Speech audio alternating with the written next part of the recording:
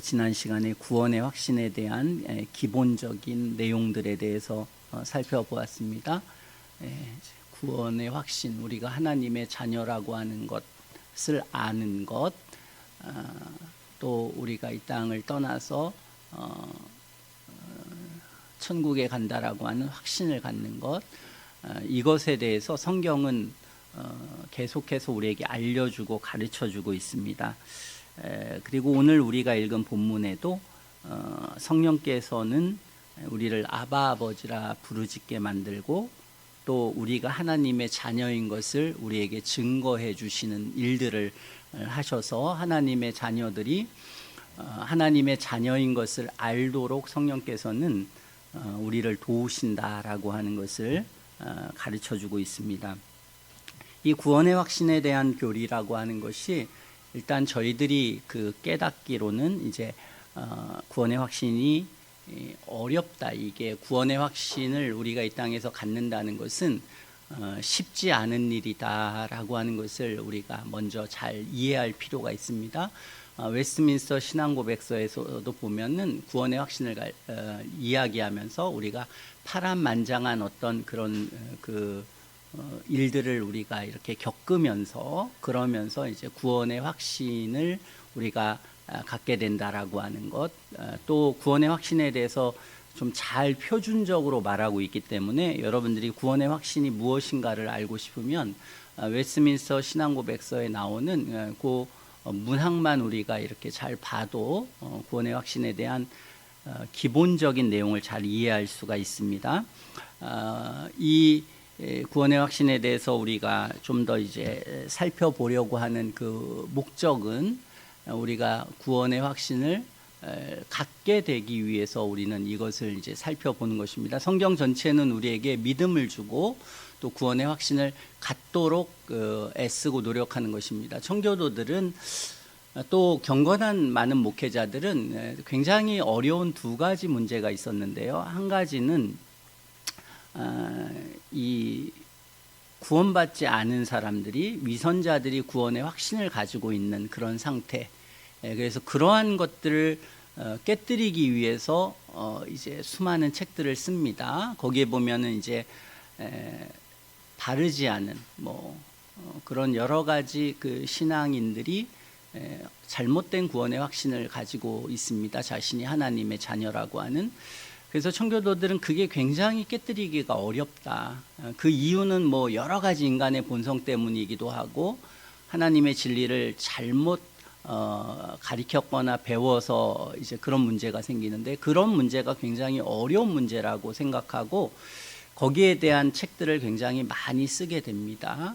그래서 그런 일들이 우리가 그런 책들을 보면은 이제 많이 알게 되고 또 우리 성경에도 보면 그런 위선자들, 잘못된 사람들에 대해서 성경은 계속해서 가르치는 문제들이 있습니다. 또 한 가지는 구원받은 사람이 자신이 구원받았다라고 하는 것을 알지 못하는 것, 그런 문제도 많이 있습니다. 성경에도 너희가 요한일서에 보면 이것을 쓴 것은 너희 안에 영생이 있는 것을 알게 하려 함이라 그랬습니다. 그러니까 그들은 하나님의 은혜를 경험했음에도 불구하고 자신이 하나님의 자녀라고 하는 이 구원의 확신이 불분명한 상태에 있었습니다. 그래서 그들이 구원의 확신을 갖도록 그래서 자신들이 경험한 내용들을 하나하나 이렇게 이야기해 주면서 이것은 하나님의 은혜와 구원의 역사를 통해서 있는 일이기 때문에 이러한 은혜가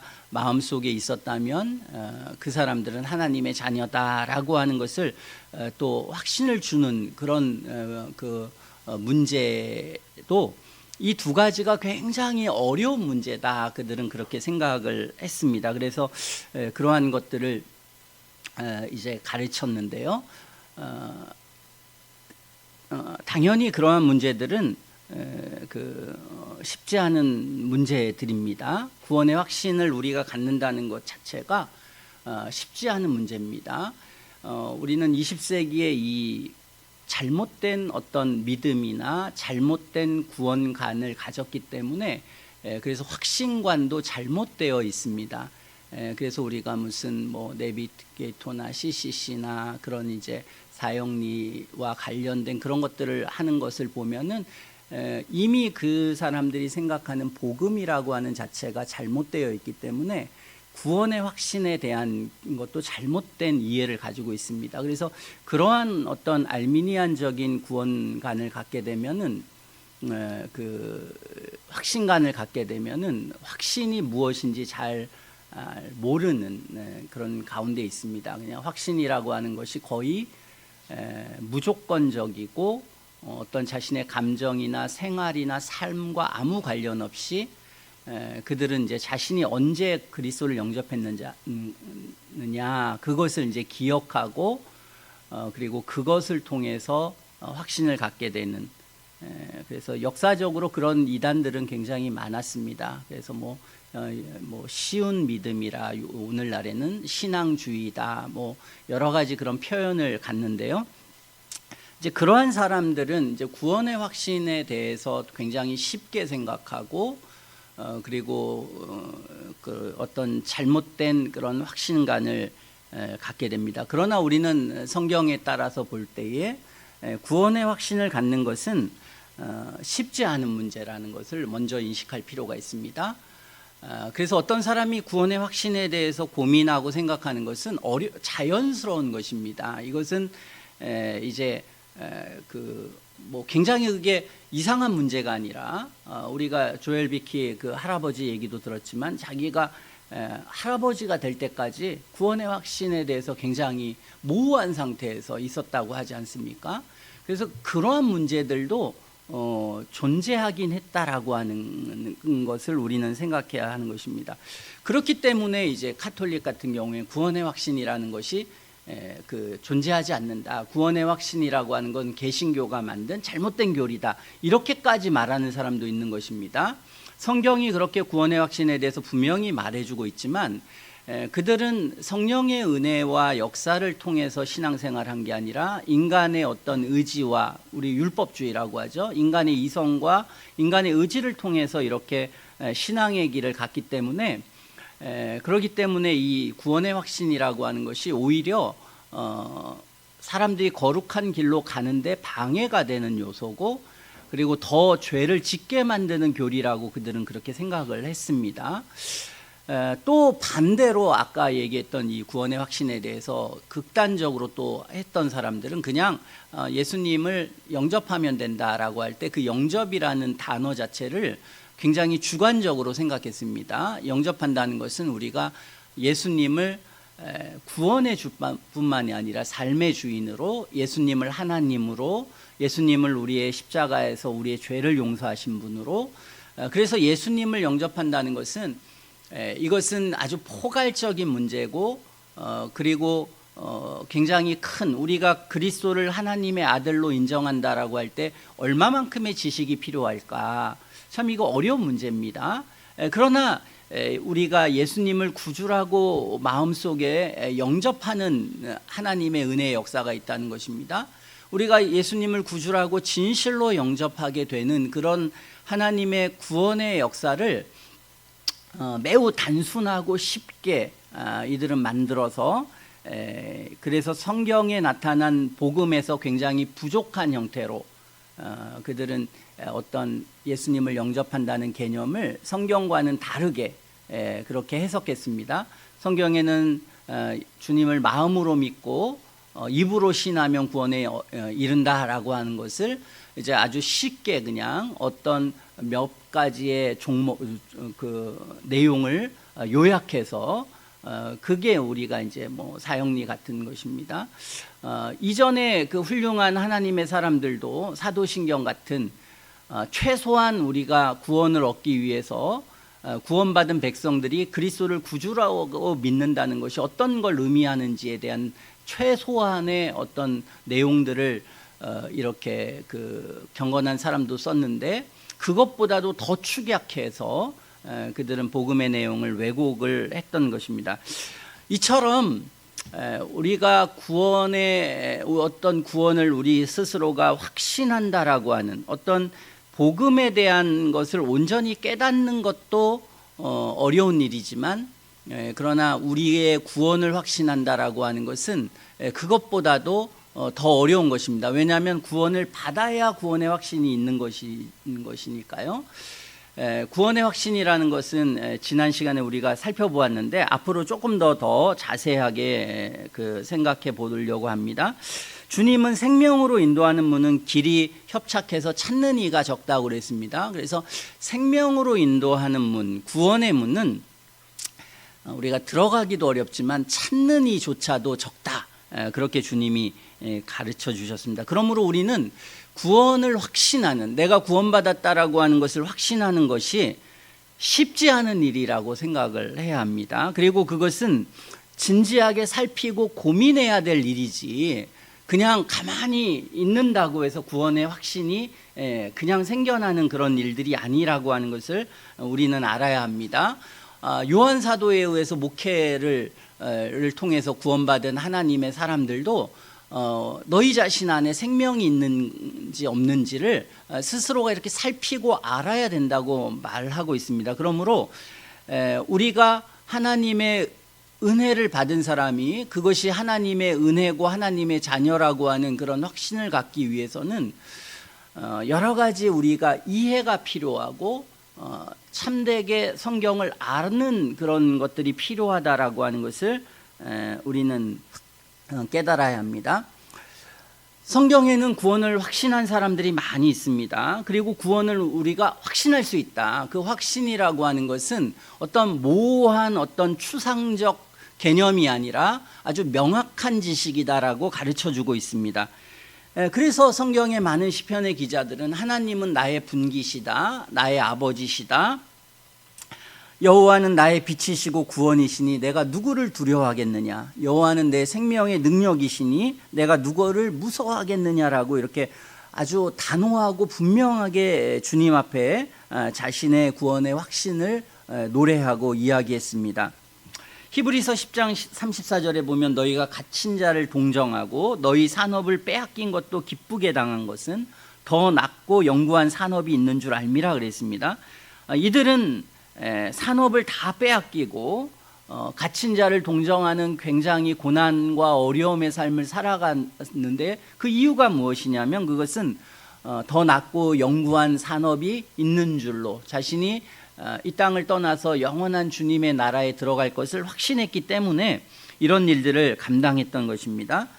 사도 바울도 로마서 8장 이하에 보면은 아주 자신의 구원을 확신하는 그 어떤 것도 나를 그리스도의 사랑에서 끊을 수 없다라고 하는 확신을 가졌던 것입니다. 그러므로 우리는 확신은 어려운 것이지만 그러나 확신은 누구나가 분명히 가질 수 있는 것이고 그것은 모호하고 추상적인 게 아니라 굉장히 선명하게 하나님께서 우리에게 알려주시는 것이다 하는 것을 우리는 생각해야 하겠습니다. 그리고 우리는 이런 확신의 문제를 우리가 잘 다루기 위해서 또 우리가 구원의 확신이 그런 거짓된 잘못된 확신이 아니라 올바른 확신인가 이것을 어떻게 알 수 있느냐 그것을 우리는 성경의 판단에 따라서 성경의 판단을 잘 알고 그 성경의 판단을 받기로 우리가 마음 먹고 이것을 살펴봐야 합니다. 많은 사람들이 추상적인 그리고 어떤 목회자에 의존하거나 어떤 잘못된 신학에 의해서 구원의 확신을 갖게 되는 그러기 때문에 굉장히 모호하고 위험한 상태에 있습니다. 그러므로 우리는 성경의 기준이 무엇인가를 알아가야만 우리가 좀 더 객관적이고 분명한 그런 확신에 대해서 확신을 가질 수가 있는 것입니다.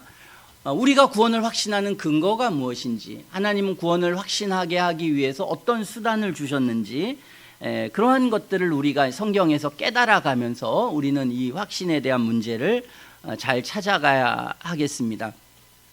우리가 다양하게 이미 지난 시간에 지난 시간에 제가 말씀드렸던 내용들은 확신을 우리가 갖게 되는 아주 기초적인 그런 내용입니다.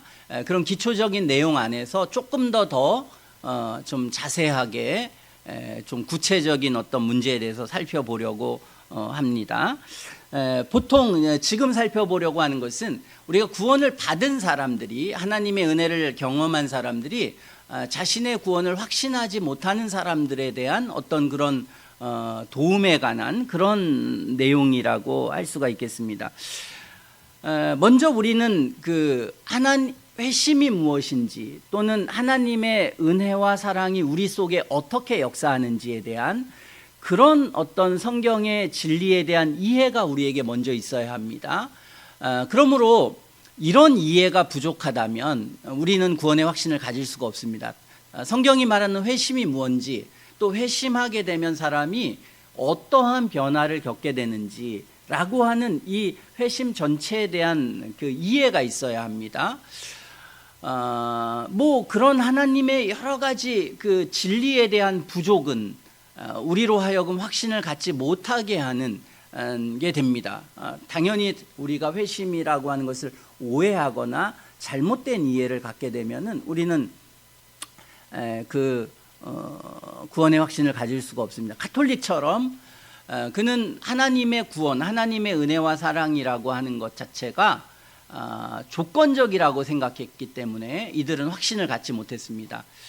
다시 말해서 우리가 구원을 얻는 데는 하나님의 은혜도 필요하지만 우리 안에 우리 자신의 어떤 선함이나 의로움이라고 하는 것이 존재해야 된다라고 하는 그런 관념을 가졌기 때문에 그들은 자신 안에 죄를 발견하고 자신의 과거의 죄를 발견해서 자신과 같은 사람이 하나님 앞에 어떻게 구원받을 수 있을까라고 하는 그런 의심을 계속 갖게 됩니다.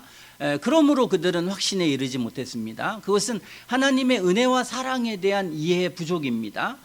복음은 우리에게 말하기를 하나님의 은혜와 사랑, 하나님이 우리를 구원하시는 원인이 무엇이냐라고 말할 때 하나님의 무조건적인 사랑이라고 그렇게 말하고 있습니다. 그래서 우리가 구원받는 것은 우리 자신이 조금 의롭거나 선하거나 의로운 어떤 행위 때문에 우리가 구원받는 건 아니다. 성경에 의하면 모든 사람이 전적으로 타락하고 부패해서 어떤 사람이 하나님 앞에 어떤 조건적으로 구원받는다면 구원받을 사람이 이 세상에 아무도 없다. 아무리 거룩한 다윗이요 아브라함이요 사도 바울이라도 그는 과거에 많은 죄악이 있고 죄악된 삶이 있었다는 것입니다. 그래서 구원이라고 하는 것은 하나님의 무조건적 사랑에 의한 것이다. 그것을 우리가 보여준 게 이 강도의 얘기입니다. 평생을 죄악 가운데 살았습니다. 그는 하나님 앞에 구원의 조건으로 보면 구원받을 만한 아무런 구원받을 만한 그런 사람이 아니었습니다. 그러나 주님이 죽어가는 그 순간에 그가 회개하고 돌이켰을 때 오늘 내가 나와 함께 낙원에 있으리라 그랬습니다. 그러므로 우리는 성경에서 우리에게 가르쳐 주시는 구원이라고 하는 것은 우리 자신의 죄와 허물과 인격과 아무런 관계가 없다. 구원이라는 것은 하나님의 무조건적 사랑에서 온다라고 하는 것을 우리는 성경을 통해서 깨닫게 되는 것입니다. 그러므로 우리가 하나님의 은혜 안에서 죄를 깨닫고 그리스도를 믿게 되고 그리고 하나님을 예배하게 되고 하나님이 우리에게 주신 은혜의 수단들을 사용하게 되고 하나님이 원하시는 삶의 길을 걸어가려고 하는 그런 우리의 삶에 은혜가 생겼을 때 우리가 아무리 큰 죄가 있고 허물이 있더라도 하나님의 은혜와 선택 때문에 구원을 받는 것이지 우리가 우리의 어떤 조건과 우리의 어떤 그 삶의 인격과 그 무엇 때문에 구원받지 않는다는 것을 우리가 깊이 이해할 필요가 있는 것입니다. 그러므로 이러한 하나님의 사랑에 대한 이해 부족이라든지 또는 하나님이 회심할 때 어떻게 회심시키시고 또 회심의 열매가 무엇인지에 대한 이해 부족은 우리로 하여금 구원의 확신을 갖지 못하게 하는 그런 원인이 되기도 합니다. 그러므로 이러한 것들에 대해서 우리가 올바르게 깨닫게 되는 것, 알아가는 것은 우리가 우리의 구원을 확신하는데 도움이 되는 것입니다. 그러나 이러한 것에 대해서 좀 잘 모호하거나 불분명하게 되면 그러면 우리의 구원의 확신도 불분명한 상태에 놓여 있게 된다라고 하는 것을 우리는 이해할 필요가 있습니다. 뿐만 아니라 우리는 하나님의 은혜의 역사는 굉장히 다양하게 역사하신다는 것을 우리는 알아야 합니다. 어떤 회심의 역사들을 볼 때 특별히 번영 같은 거, 우리가 루터 같은 이런 회심의 역사들을 보게 됩니다. 그러면서 우리는 그런 것들을 보면서 회심이라고 하는 것은 저렇게 아주 극적으로 또는 아주 매우 오랜 시간에 충분한 그런 변화에 대한 내용들을 함의해야 된다, 그런 것들을 가져야 된다라고 생각하게 된다면, 그러면은 이제 굉장히 그 확신을 갖는데 그런 것들이 우리의 확신을 가로막는 요소가 될 수도 있습니다. 회심할 때 물론 그러한 극적인 역사를 경험하거나 또는 그렇게 많은 시간들을 한 사람도 있지만, 사도 바울은 한 사흘 동안에 그는 그런 그 극심한 고뇌에 들어갔다가 그 아나니아를 통해서 이제 그 변화의 역사를 잇기도 했습니다. 빌립보 간수 같은 경우에는 굉장히 짧은 그런 기간 동안에 하나님의 은혜의 역사를 경험하기도 했습니다.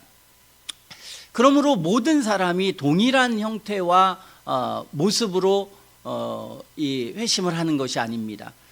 어떤 사람은 죄를 깨닫고 하나님의 은혜를 받는 그런 경험이 굉장히 불분명할 수도 있습니다. 그 사람은 그것이 반복될 수도 있습니다.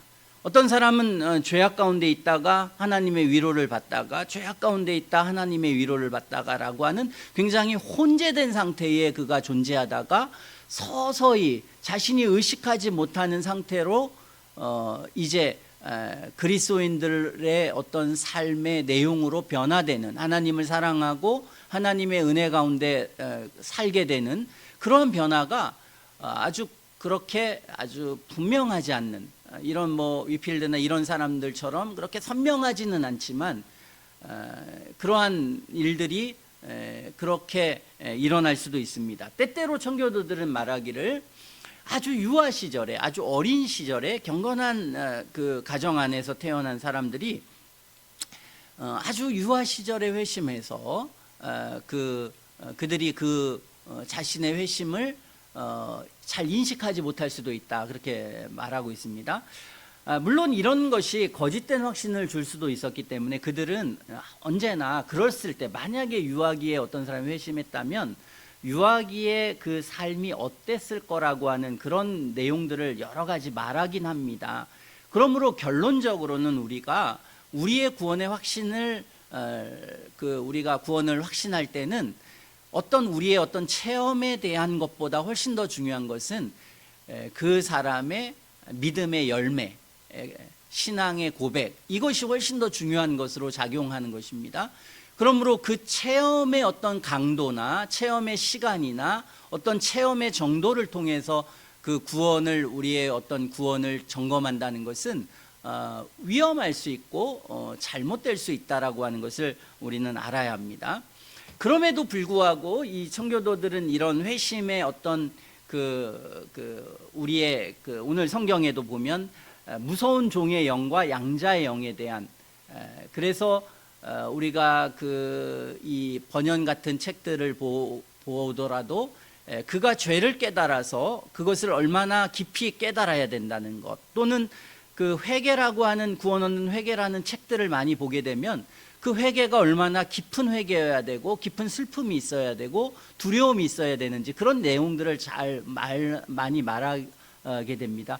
그런 이유는 무엇이냐면, 그것은 우리가 아주 정상적이고 그리고 굉장히 분명한 하나님의 은혜의 역사를 어떤 사람에게 주기 위해서, 율법이라고 하는 것 자체가 죄를 깨닫게 하고 그리고 이 죄를 버리게 하는 것이기 때문에, 저나 여러분들이 상식적으로 생각할 때 어떤 사람이 죄를 버리게 되기까지 그 마음의 변화라고 하는 것을 볼 때, 어느 날 그냥 갑자기 나는 자고 일어났더니 죄를 버렸다, 이렇게는 잘 되지 않습니다. 그것이 아니라 죄를 버리기까지는 굉장히 마음의 죄에 대한 깨달음이 있어야 되고 죄에 대한 어떤 고통을 느껴야 되고 슬픔을 느껴야 되고, 그리고 단호한 어떤 의지를 발휘해야 되는 그런 과정이라고 하는 것들이 필요한 것입니다. 그렇기 때문에 이 많은 목회자들, 경건한 목회자들은 어떤 사람들이 참되게 회심하는데 도움을 주기 위해서 그들의 회심이 분명하게 되기 위한 그런 도움을 주는 것이긴 합니다. 그러나 그들도 그렇게는 하지만 모든 사람이 다 동일하게 큰 슬픔을 가지고 동일한 어떤 획기적 삶의 변화를 갖는다는 생각은 하진 않았습니다. 그들도 어떤 사람은 그러한 어떤 분명한 경험들이 있지만 어떤 사람들은 그런 어떤 마음이 느끼는 것이나 삶의 변화가 굉장히 더디고 천천히 오지만 그런 변화가 그런 가운데서도 올 수 있다라고 하는 것을 그들은 인식하고 있었습니다. 그러므로 그들이 어떤 사람의 그리스도인들에 대한 표지를 말할 때는 그런 표지의 선명함도 말했지만 그러나 그러한 표지가 갖게 되는 어떤 그 요소의 중요성을 말한 것이지 그 강도에 있어서는 이제 사람마다 다양할 수 있다라고 하는 것, 우리가 그런 것을 인식할 필요가 있습니다. 뿐만 아니라 우리는 사람들이 이렇게 성화되는 정도라고 하는 것들이 모든 사람이 다 동일하진 않다라고 하는 것, 성화의 정도가 굉장히 다양할 수 있다라고 하는 것을 우리는 성경에서 발견하게 됩니다. 욥과 같은 사람들은 굉장히 경건하고 거의 어떤 특별한 죄가 없이 보이는, 그리고 굉장히 순결한 그런 사람이었습니다. 디모데 같은 사람도 보면은 별로 흠결이 별로 없이 주님 앞에 굉장히 바르고 온전한 그런 이제 그 어렸을 때부터 쭉 신앙생활을 그렇게 했던 사람인 것으로 우리는 성경을 통해서 보게 됩니다. 그런가 하면 뭐 솔로몬이나 아사나 이런 사람들처럼 그의 삶에 굉장히 우여곡절이 있었고 죄가 있었던, 그리고 굉장히 큰 허물이 그 삶에 있었던 그런 사람들도 성경에 우리는 나타나는 것을 보게 됩니다. 그러므로 우리는 모든 사람의 어떤 성화의 정도가, 거룩한 정도가 다 동일하진 않다라고 하는 것, 그리고 그리스도인들도 때때로는 어떤 큰 죄에 빠지기도 하고 또 죄 가운데 있기도 합니다. 그래서 성경에 보면은 그리스도인들일지라도 모든 사람이 죄 없다 하면 거짓말하는 사람들이고, 그리스도인들이라도 죄를 짓고 어떠한 죄 때문에 확신을 잃어버리고 공고함에 빠지게 되는 그런 경우가 있을 수 있다라고 하는 것을 성경이 말하고 있습니다. 그러므로 우리가 이제 이 성화라고 하는 것을 잘못 이해하게 되면, 이 성화라고 하는 것이 너무 성화라고 하는 것을 그냥 아주 낮춰서 그냥 어떤 거룩의 요소가 없는데도 불구하고 그냥 이 어떤 기준 없이, 표지 없이 구원의 확신을 그냥 주는 것도 위험하지만, 반대로 이 성화라고 하는 것을 너무 완전하게 만들어서 어떤 사람이 이제 어떤 상태에 반드시 이르러야 되고 그것이 아주 언제나 동일해야 되고 그리고 어떤 큰 죄에 대해서는 범할 수 없는 것이라고 하는 그런 어떤 성화에 대한 개념을 갖게 된다면, 그렇다면 그 사람이 구원의 확신에 이를 수가 없게 될 수가 있는 것입니다. 그래서 우리는 성경에 보면은 뭐 아브라함도 그렇고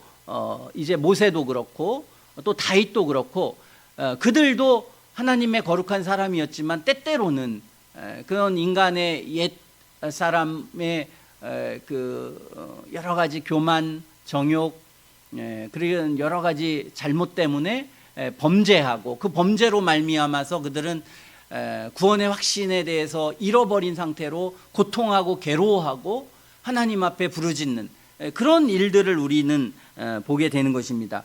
뿐만 아니라 우리는 그 시편에 보면 하나님에 대한 사랑에 대한, 또는 하나님에 대한 은혜에 대한 아주 친밀한 그런 감정과 느낌을 가진 그런 사람들이 있습니다. 사도 바울과 같은 경우도 그런 부분이 있습니다. 그러나 모두가 다 의식할 만큼 하나님의 임재와 하나님의 역사에 대한 그런 충만한 그런 느낌과 정서를 갖지는 않았습니다. 시편에도 보면은 하나님의 은혜에서 자기가 떨어졌던 것 같은, 또 하나님의 은혜가 잘 자신에게 인식하지 못하게 되는 그런 하나님의 임재에 대한 충만한 인식이 없는 그런 무감각한 상태를 때때로는 보내는 그런 경우가 그들에게도 있었습니다. 그러므로 하나님의 사람이 언제나 충만하게 하나님의 임재와 하나님의 함께하심을 그 영혼이 인식하고 느끼는 그런 가운데 있다라고 우리가 생각하면 그것은 오해고, 그것은 우리를 확신을 방해하는 그런 요소가 됩니다. 그러므로 하나님의 임재를 친밀하게 느끼는 사람도 있지만, 그러나 그것을 굉장히 부분적으로 또 불완전하게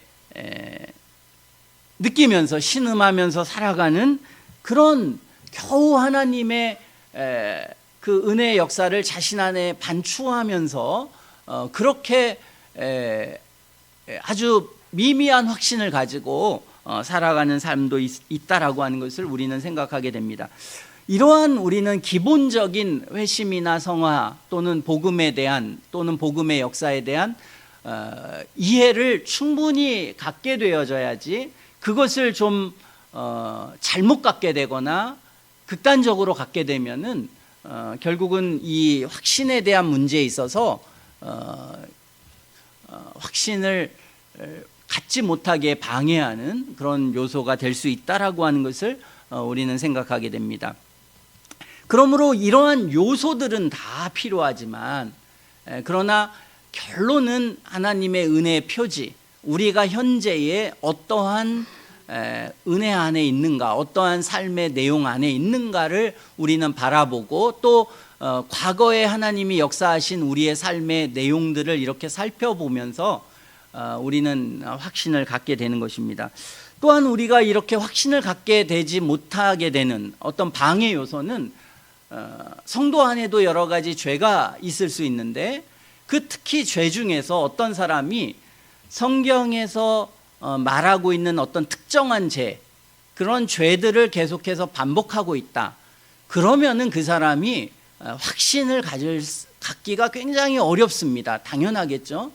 하나님이 우리에게 미워하시는, 어떤 사람은 누군가를 미워한다든지 질투한다든지, 아니면 깊은 어떤 세상의 욕망에 자기가 이제 있다든지, 어떤 특정한 죄악에 이렇게 사로잡혀 있다든지 라고 하는 그런 상태에서는 당연히 그 마음속에 확신이 들지 않습니다. 그랬을 때는 그런 확신이 마음속에서 이렇게 사라지게 됩니다. 그런 속에서도 확신을 갖게 되는 것은 굉장히 어려운 것이기 때문에, 그런 상태에 있는 사람들은 그러한 죄를 버려야만, 그러한 계속된 자기 안의 죄를 버려야만 그 영혼 속에 확신이 생겨날 수가 있습니다. 그래서 성경은 요한일서 3장 21절에 만일 우리 마음이 우리를 책망할 것이 없다면 하나님 앞에서 담대함을 얻겠다, 그렇게 말하고 있습니다.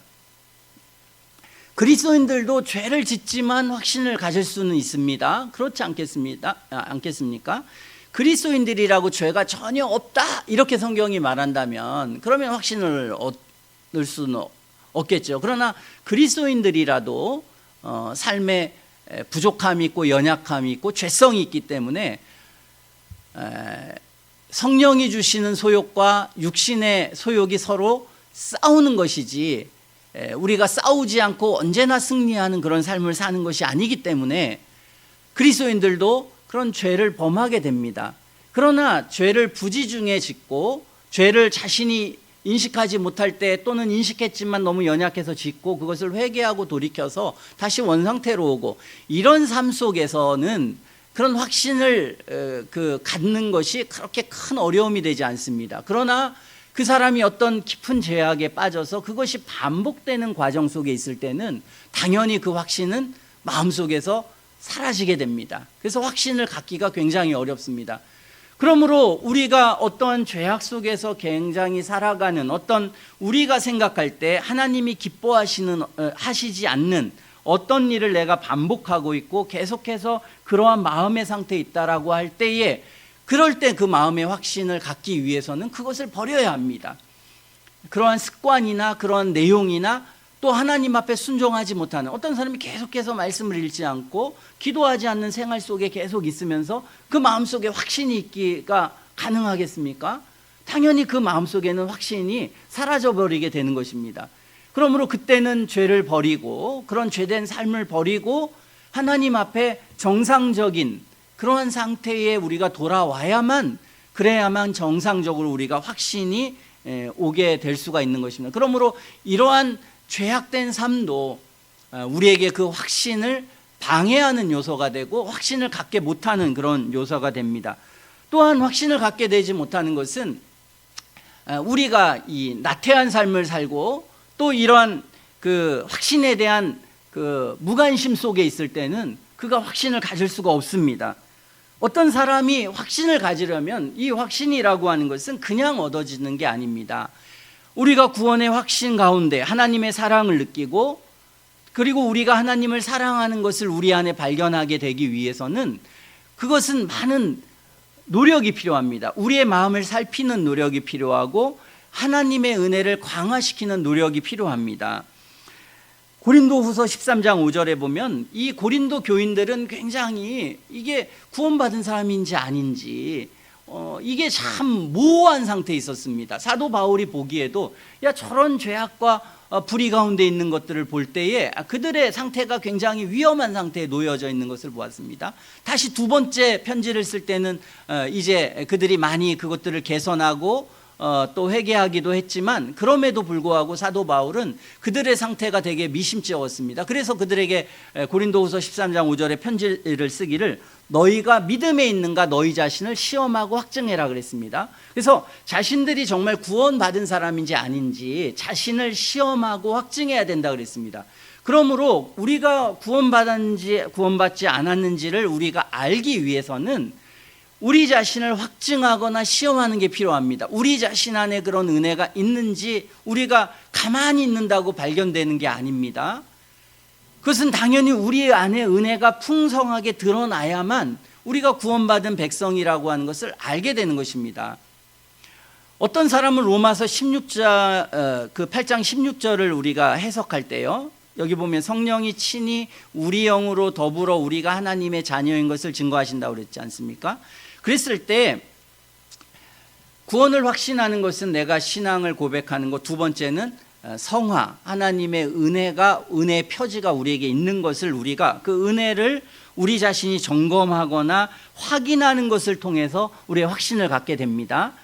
그런데 16절에 보면 그것과는 좀 다른 것으로 이해를 할 수 있습니다. 뭐냐면 이렇게 우리가 하나님이 은혜를 주셔서 내가 주님을 사랑하게 되고 성경을 읽게 되고 또 거룩한 삶을 살아가려고 하는 열망이 생기게 되고 삶의 변화가 있게 되는 이러한 총체적인 우리 영혼을 바라보면서 반추하면서 내가 구원의 확신을 갖는 것을 말한다고 16절을 해석한 사람이 있습니다.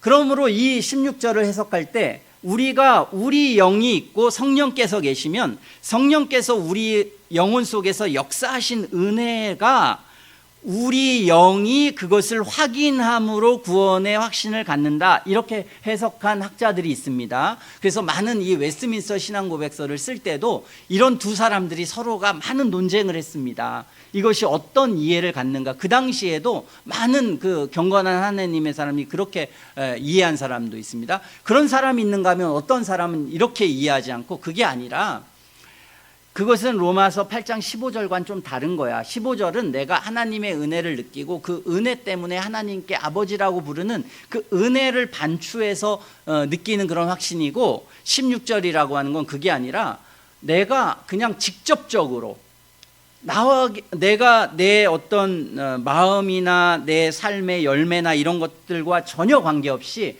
넌 하나님의 자녀라고 하는 그것을 그냥 그 영혼이 느낄 수 있는 확신, 그걸 직접적인 확신이라 이렇게 불렀습니다. 그래서 많은 사람들은 이런 직접적인 확신이 있다, 이렇게 이제 해석하기도 했습니다.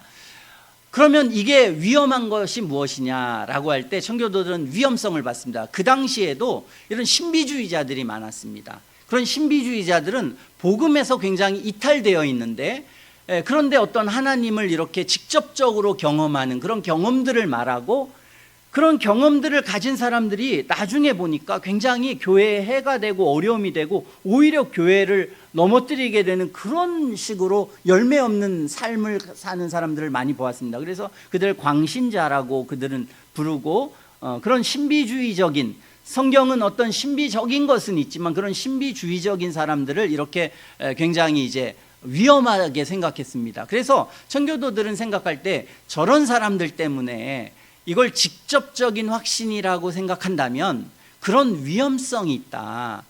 그렇기 때문에 이걸 어떻게 해석할 것인가라고 하는 그런 어려움이 있었습니다.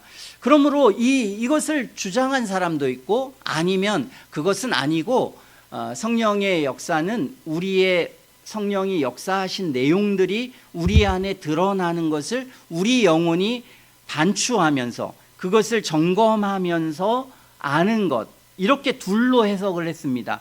또는 이 두 가지를 받아들이기도 했습니다.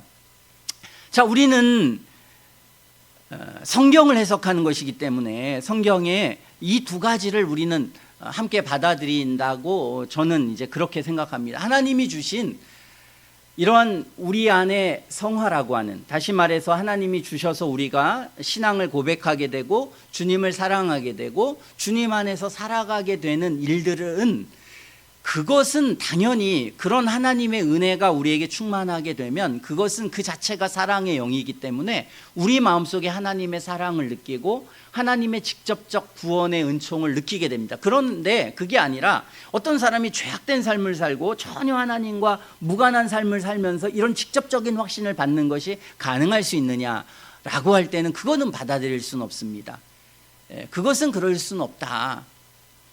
뿐만 아니라 어떤 사람이 부패하고 죄악된 삶을 살아갈 때에 하나님께서 그 영혼을 변화시키셔서 하나님의 은혜를 충만히 주셔서 그 영혼이 변화되는 것과 함께 하나님의 자녀라고 하는 확신이 함께 우리에게 강렬하게 오는 그런 경우도 우리는 상정할 수는 있지만, 그러나 이제 그것과 무관하게 직접적으로 그런 확신을 신비한 방법으로 준다라고 하는 것은 좀 받아들이기는 어렵다 하는 것을 생각하게 됩니다.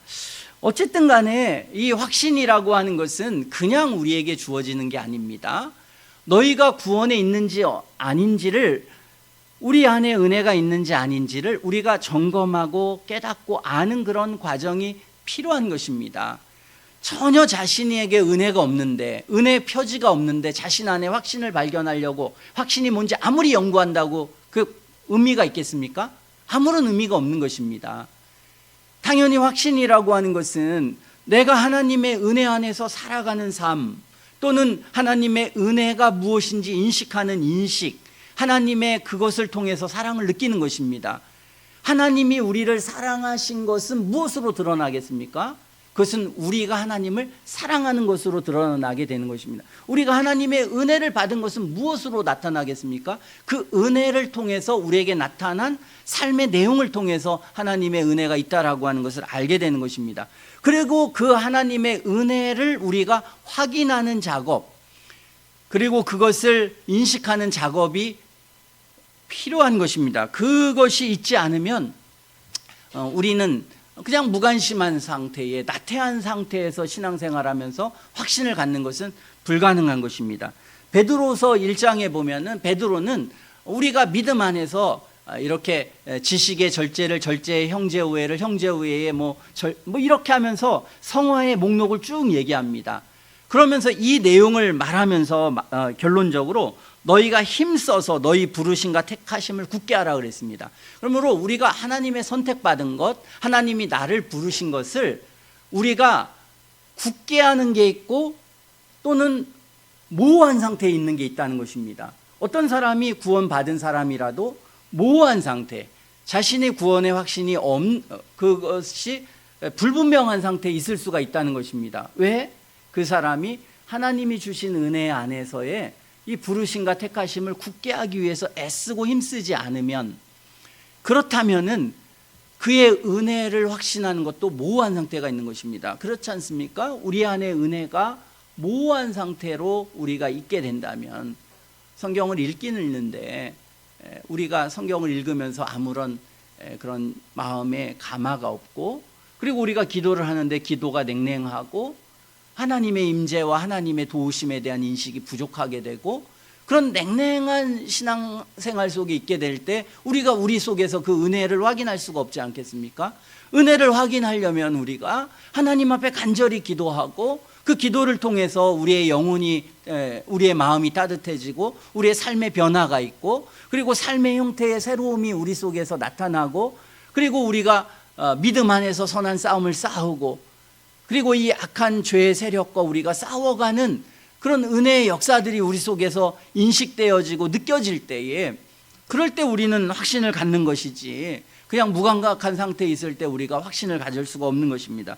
그러므로 우리가 은혜가 있는 사람에게 이것은 한정된 것입니다. 은혜가 없는데 계속해서 우리가 반복된 죄악된 생활 속에서 살아가고 있는 사람 속에 아무리 그러한 일들을 한다고 해도 그걸 통해서 하나님의 은혜를 느끼지 못합니다. 오히려 자신의 냉랭함과 죄악됨만을 느끼게 되는 것이죠. 그러나 은혜가 있는 사람들은 이렇게 자신의 은혜가 우리 속에서 나타나고 드러날 수 있도록 우리가 하나님의 은혜 가운데서 그 은혜를 풍성히 하게 되면, 그러면 그 확신을 갖게 되게 되는 것입니다. 그러므로 이런 죄악이 우리의 확신을 막게 되거나 또 이런 나태함이나 무관심이 우리의 확신을 막게 되는 그런 요소가 될 수가 있는 것입니다. 또한 우리는 이 확신을 갖게 될 때 이미 말씀드렸지만 그런 어떤 확신을 갖게 되는 근거나 표지에 대한 올바른 이해가 필요합니다. 이미 말씀드린 것처럼 어떤 사람이 그리스도인이 될 때에 전혀 범죄하지 않거나, 언제나 그리스도인들은 아주 충만한 그런 상태에 있다거나, 이런 식으로 그리스도인들을 상정하게 되면, 그러면 그 사람은 확신을 가질 수가 없습니다. 시편 65편 3절에 보면 죄악이 나를 이겼사오니 우리의 허물을 주께 사시리이다, 이렇게 시편 기자는 말하고 있습니다. 그는 죄악이 나를 이겼다, 거꾸로 그렇게 말합니다. 죄악이 나를 이겼지만 그럼에도 불구하고 우리의 허물을 주께서 사하시겠습니다라고 하는 용서에 대한 확신이 있었습니다. 죄악이 우세할 경우라도 죄사함을 아예 말하지 못하는 것이 아닙니다. 우리가 죄악이 나를 우세하게, 시편에 보면 많은 사람이 그런 연약과 부족함이 있을 수 있습니다. 그래서 죄악이 나를 우세할지라도 그럼에도 불구하고 나는 주님께서 내 허물을 사시리로다, 이렇게 그는 말하고 있습니다. 그러므로 그러한 상태의 그리스도인들이 때때로 놓여져 있을 수 있다라고 하는 것을 우리는 성경을 통해서 상정하게 되는 것입니다. 그러나 그렇지 않고 언제나 그리스도인들은 아주 충만한 상태에, 죄가 없는 상태에 놓여져 있다고 생각하게 된다면, 그렇다면 이 확신 속에 있지 못하게 되는 것입니다. 또한 모든 성도는 기도를 통해서 하나님께 나아갈 때마다 응답을 체험한다, 이렇게 우리가 생각하게 된다면, 그렇다면 그런 경우에도 우리는 확신을 갖지 못하게 될 수 있는 것입니다. 실제 경험은 이것과 반대일 경우가 많습니다. 때때로는 우리는 하나님께서 우리의 기도에 응답하고 우리의 마음을 따뜻하게 하시고 우리를 변화시켜 주시는 그런 은혜의 경험을 하기도 합니다. 그러나 때때로는 시편 13편에 보면 여호와여 어느 때까지니까 나를 영원히 잊으시나이까, 주의 얼굴을 나에게서 어느 때까지 숨기시나이까 라고 그의 영혼이 하나님의 기도의 응답을 받지 못하고 마음이 싸늘해지고 답답한 그런 경우를 성도들도 경험할 수 있다라고 하는 것을 우리는 성경을 통해서 발견하게 되는 것입니다. 성도들도 이러한 연약함과 부족함, 또 하나님의 기도의 응답을 받지 못하는, 우리의 마음이 싸늘해서 고뇌와 고통 중에 있는 그런 경우가 있을 수 있습니다. 물론 그런 상태가 계속된다면 그것은 문제가 되겠죠. 그것은 참 그 사람이 하나님의 은혜에 있는지 점검하게 되는 일이 될 것입니다. 그러나 그리스도인들도 그러한 상황과 그러한 때에 놓여져 있을 수 있다라고 하는 것을 우리는 생각하고, 물론 그럴 때는 그것을 다시 회복하기 위해서 주님 앞에 나아갈 때 하나님은 우리에게 다시 확신을 더 우리 마음속에 충만하게 주시겠지만, 그러나 그럴 경우들이 성도들에게 있다라고 하는 것을 우리는 이해해야 합니다. 뿐만 아니라 아까 이미 말씀드린 것처럼 어떤 사람들은 성령의 특별한 사역을 통해서 주님이 내게 하나님의 자녀라는 것 확신을 주실 거야 라고 생각하는 그런 오해를 하는 경우가 있습니다. 로마서 8장 16절처럼 성령이 친히 우리 영혼에 직접적인 하나님의 성령의 구원의 확신을 주실 거야 라고 생각하면, 그러면 그런 사람들은 이런 확신에 이르지 못하게 됩니다. 대부분의 많은 청교도들은, 그리고 많은 하나님의 사람들은 구원의 확신이라는 것을 이렇게 생각하지 않고, 구원의 확신이라고 하는 것은 성령께서 우리 영혼 속에 역사하셔서 우리가 죄를 깨닫고 죄를 알고 그리스도를 영접하고 그리스도 안에서 믿음으로 살아가는 은혜의 삶, 그리고 그런 은혜의 표지들을 우리가 확인하면서 확신을 갖는다고 그렇게 믿었습니다. 그러므로 하나님의 은혜가 우리에게 주어지고 그 은혜를 우리가 바라보면서 반추하면서 확신하는 것이 보편적인 확신입니다. 그리고 당연히 하나님께서 그렇게 하나님의 은혜와 사랑을 우리 마음속에 주시고 우리가 그 안에서 은혜의 생활을 하게 되면은 그런 확신들은 우리 속에서 생겨나게 될 것입니다. 근데 그런 것들이 아니라, 이런 것이 아닌 또 다른 하나님이 주신 직접적인 우리 영혼 속에 하나님의 자녀라는 확신이 주어지고 그런 것들이 있다. 때때로는 그런 것들을 경험한 사람들이 있습니다. 우리가 이제 역사 속에 보면은 그런 사람들은 하나님이 오늘을 나를 깊이 만지시고, 그리고 하나님의 임재를 느끼고 하나님의 자녀라는 그런 아주 그 내밀한 마음속에 깊은 확신 속에서 이제 부르짖고, 그런 확신이 굉장히 깊이 마음속에 남는 그런 경험들이 있습니다. 그렇다고 그런 경험들이 보편적이고 대체적으로 모든 사람에게 오는 것 아니었습니다. 그것은 아주 특별한 어떤 사람들에게 주어진 일들이었습니다. 그러므로 우리는 그런 것들을 찾아서는 안 되고, 우리는 보편적으로 하나님의 사람들이 경험했던, 다시 말해서 하나님이 우리의 영혼을 만지시고, 그래서 우리 영혼이 죄를 이기고 하나님의 은혜 속에서 거룩한 삶을 살아갈 때에 주어지는 그 하나님의 은혜를 반추하면서 우리는 하나님의 자녀라는 확신을 우리는 갖게 되는 것, 그것이 보편적이었다라고 하는 것을 생각해야 하는 것입니다. 그리고 그런 하나님의 은혜가 우리 속에 그렇게 충만히 드러나게 되면, 그러면 그건 그런 직접적 확신이 아니라도 그 자체가 주는 영혼의 확신이 있습니다. 여러분들이 믿음 안에서 순전하고 순결하게 살아가고 기도하고 말씀 속에 걸어가고, 그리고 죄를 이기고 하나님의 은혜가 우리 속에 충만하게 드러나면 마음속에 성령께서 그것과 함께 주어지는 하나님의 사랑의 인식을 강하게 하십니다. 그것은 굳이 그런 어떤 신비한 방법으로 직접적인 것이 주어지지 않더라도 우리는 그런 확신을 강하게 가질 수 있다라고 하는 것을 우리는 인식할 필요가 있는 것입니다. 뿐만 아니라 우리는 어떤 사람이 은혜를 경험하고, 그리고 하나님의 구원을 확신한, 하나님이 주신 그 구원을 확신하는 그것이 다 동일하지 않다라고 하는 것을 우리는 인식할 필요가 있습니다. 이미 말씀드린 것처럼 어떤 사람들은, 청교도들도 그것을 말했는데, 어떤 사람들은 아까 그 조엘 비키도 그걸 말하지 않았습니까? 그 할아버지가 오랜 동안 확신이 없는 상태에 있었다. 조엘 비키가 보기에는 그 할아버지는 분명히 구원받은 사람이고 자신 안에도 구원받을 근거가 있지만, 그러나 여러 가지 이유 때문에 그 할아버지가 갖게 되는 여러 가지 어떤 기질적인 문제든지, 아니면 그분이 갖게 되는 어떤 영향이라든지, 아니면 그 성화에 대한 이해든지, 어떤 것에 대한 부족 때문이든지, 그는 그런 확신이 분명하지 못한 상태에서 계속 오랜 동안 있었을 수가 있습니다.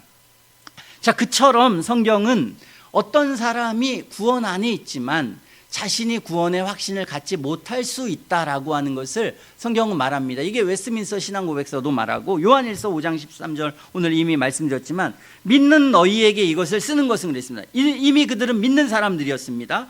그러나 이것을 너희에게 쓰는 이유는 너희로 하여금 너희에게 영생이 있음을 알게 하려 함이라 그랬습니다.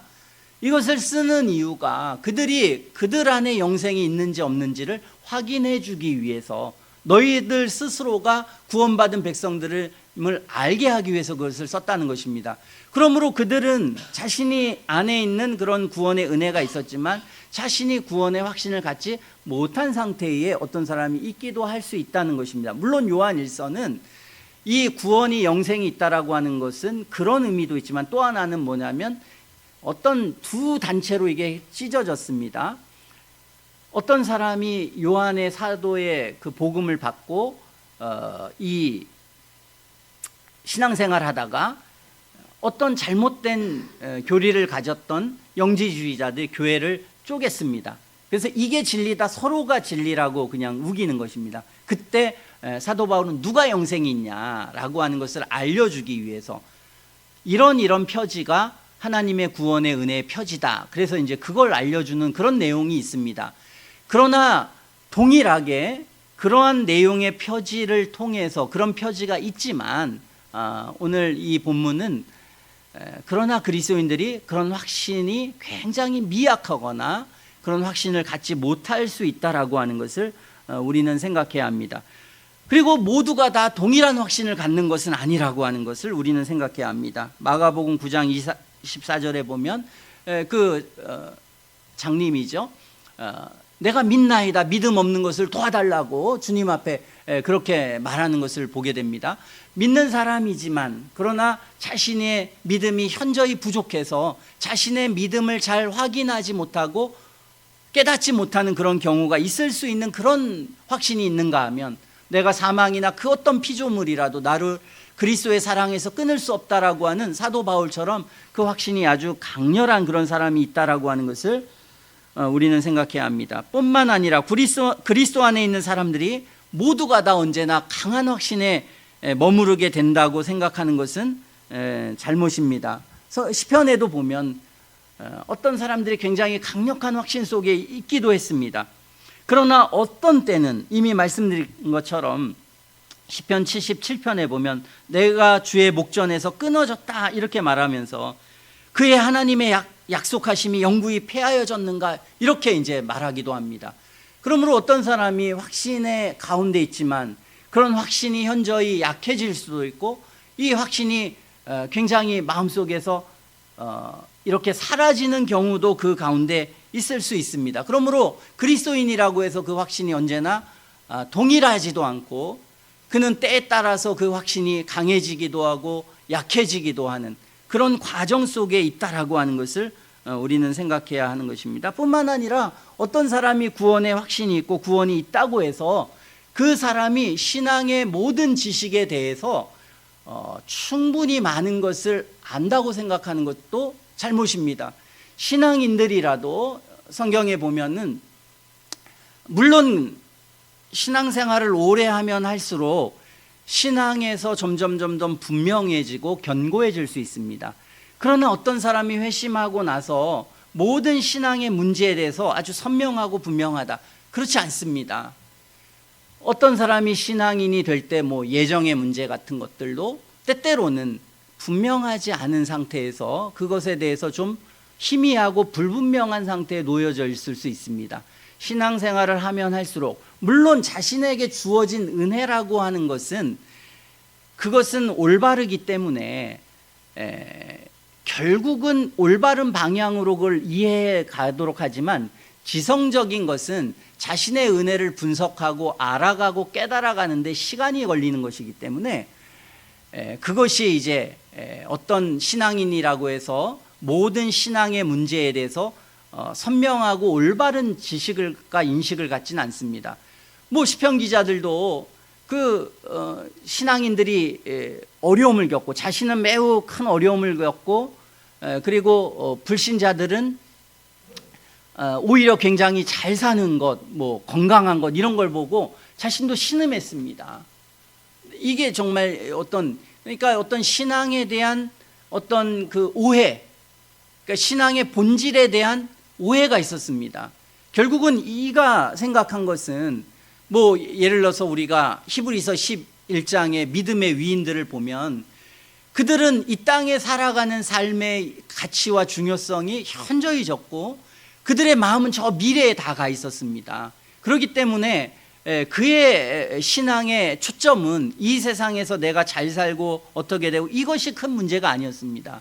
그런데 시편 73편 기자는 좀 그런 부분들에 대해서 오해했습니다. 왜 내가 신앙인인데도 불구하고 이 땅에서 이런 고뇌와 아픔과 어려움을 갖게 되는가라고 할 때 우리는 그 신앙의 상태, 그래서 그것 때문에 그가 굉장히 그 곤란함과 어려움을 치유하는 이 신앙에 대한 이해는 굉장히 부족함입니다. 그것은 신앙이 올바른 형태에 있지 못한 것입니다. 오히려 그 신앙인이라면 그런 때라도 하나님의 우리는 영원한 구원이 존재하고 그리고 그 구원 때문에 우리에게 주는 아픔과 괴로움이 크게 중요하지 않은 것이라고 하는 것을 인식하면서 감사하고 기뻐해야 되지만 그러나 그러한 부분들의 신앙에 대한 연약함이 있었습니다. 그래서 하나님이 나중에 기도할 때 그것을 깨닫게 해주셨습니다. 물론 그렇기 때문에 우리는 하나님에 대한 오해 또는 하나님의 여러 가지 복에 대한 오해, 은혜에 대한 오해, 그리고 어떤 뭐 여러 가지 의식들 또는 여러 가지 뭐 그런 것 있지 않겠습니까? 우리가 뭐 과거에는 뭐 그 시편을 꼭 해야만 되고 뭐 찬송가는 안 되고 막 이런 어떤 것들, 그러니까 이런 여러 가지 그 신앙에 대한 문제, 뭐 예를 들어서 복음성가를 해야 될까 말아야 될까서부터 신앙이 초기에 있는 사람과 신앙을 계속해서 어떤 사람이 성숙한 상태에 있는 사람과는 굉장히 그건 다른 문제가 될 수 있습니다. 그렇기 때문에 신앙이 이제 처음 우리가 생겨났을 때 여러 가지 그 사람이 그런 오류에 빠질 수가 있습니다.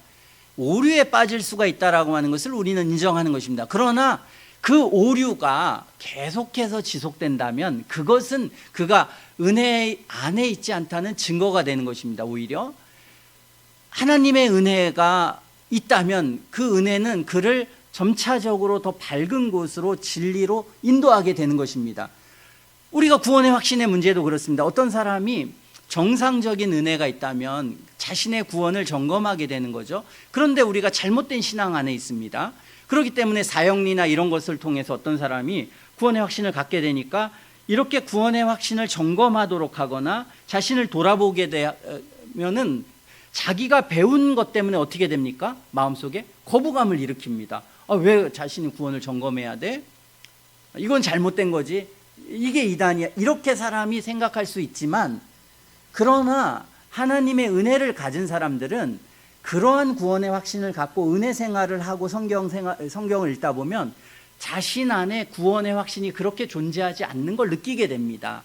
자신이 구원받았다고는 하지만 구원받은 사람이 아니구나, 내가 이런 구원의 확신이 나에게 있다라는 게 불분명하다는 것, 그리고 이것이 좀 그런 것과 자신이 맞지 않다라고 하는 것을 영혼 안에 느끼게 됩니다. 그러므로 참된 진리를 들으면 그런 사람들은 그런 반감도 있지만 마음속에는 하나님의 은혜에 대한 그런 그 이해가 있어서 그런 속에서 갈등하게 됩니다. 그래서 갈등하게 되어서 참된 진리로 나오게 됩니다. 그런데 그 참된 진리로 나오지 않고 그런 어떤 잘못된 이단적인 교리를 계속해서 주장하거나 그런 상태에 머무른다면 그 사람은 우리는 이 은혜가 없다고 판단할 수 있지만 그게 아니라 그가 그러한 상태에서 그것을 듣고 그리고 갈등은 하지만 그리로 나오게 되는 것을 볼 때는 우리는 그런 사람들은 은혜 안에 있는 사람이라고 우리는 생각할 수가 있는 것입니다. 그러므로 우리는 그러한 어떤 그 그리스도인들이라도 그런 이해와 그런 내용에 여러 가지 그런 부족함이 있을 수 있다라고 하는 것을 우리는 생각하게 됩니다. 어떤 사람은 같은 목회자라도 지성적인 게 좀 부족하고 또 어떤 예민함이 부족해서 좀 오류가 있을 수가 있습니다. 그리고 어떤 진리에 대한 이해가 좀 부족할 수도 있습니다. 그러나 그 사람에게 나타나는 근본적인 것은 성경에 나타난 근본적인 진리에 대해서는 확신을 가지고 있고 그리고 삶의 내용에 있어서는 성경이 말하고 있는 그 성화의 표지가 그 영혼 속에 나타난다면 우리는 그런 사람도 참된 하나님의 사람입니다. 그러나 참된 하나님의 사람이라도 때때로는 그런 이해 부족이 있을 수 있고 판단의 부족이 있을 수 있고 그것이 다 동일할 수는 없습니다. 그렇기 때문에 우리는 그런 속에서 본질적이지 않은 것, 그리고 너무나 어떤 고차원적인 것, 그런 것을 통해서 그 사람이 그리스도인인지 아닌 것들을 어떤 판결하고 그것만이 올바른 가운데 있다라고 할 때는 그것을 우리는 오해할 수 있다라고 하는 것을 우리는 생각하게 됩니다. 우리는 한동안 같이 구원의 확신에 대해서 다루려고 합니다. 오늘은 우리가 구원의 확신을 어떤 사람이 갖게 되는 방해 요소, 그것은 죄가 될 수 있고 또 우리의 나태함이 될 수도 있고 그리고 그것은 또 우리의 이해 부족이 될 수도 있습니다. 우리는 이러한 것들을, 우리는 지금까지 많은 신앙 안에서의 하나님의 진리들을 배웠습니다. 그리고 이 진리들을 통해서 우리가 목회자와 우리 교회나 서로가 한 것은 이 은혜가 우리 속에 역사하도록 우리는 계속해서 하나님의 은혜가 무엇인지 배웠습니다. 우리는 이 구원의 확신을 우리는 지금 이제 배우면서 그런 내가 하나님 앞에 신앙생활한 은혜를 우리 자신이 확인하는, 그리고 그 은혜가 있나 없나를 확인하는, 우리는 그런 과정 속에서 지금 이 구원의 확신에 대한 교리를 다루고 있습니다. 저나 여러분들이 이 구원의 확신의 교리를 다루면서 자기 자신을 잘 점검했으면 좋겠습니다. 잘 점검하고, 그래서 자신이 구원의 은혜가 없는 사람이라고 한다면 하나님 앞에 무서워하는 종의 영을 주시고 양자의 영을 주셔서 회심하게 해달라고 기도해야 되고, 그리고 자신의 확신에 대해서 모호하고 분명하지 않고 은혜가 있는지 없는지 자신이 불분명했던 사람들은 오늘 우리가 이 하나님이 주신 말씀, 또 우리가 지금 우리의 확신을 방해하는 요소가 무엇인지를 이해하고 이것을 우리가 극복하기 위해서 애쓰고 힘쓰는 그런 과정이 되었으면 좋겠습니다.